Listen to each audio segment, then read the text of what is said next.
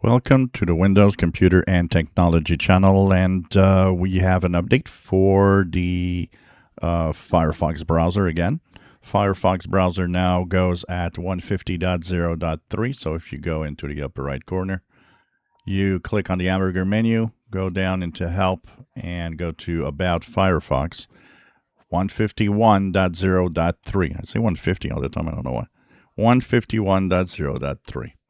So this update fixes a couple of bugs. One is when you copy paste in certain web pages, it changes the web page look.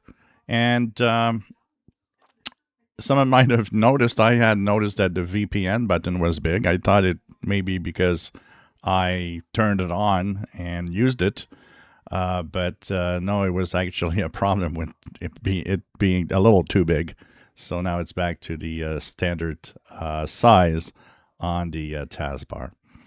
There's also 3 security flaws that are fixed, all high severity. So this is something to take note of, that this update also contains security updates. So it's very important to update your Firefox browser to make sure that it is up to date. So hope that you do that to stay safe, and that if you had any little problems with copy paste in some of the web pages, changing the layout, that should be fixed.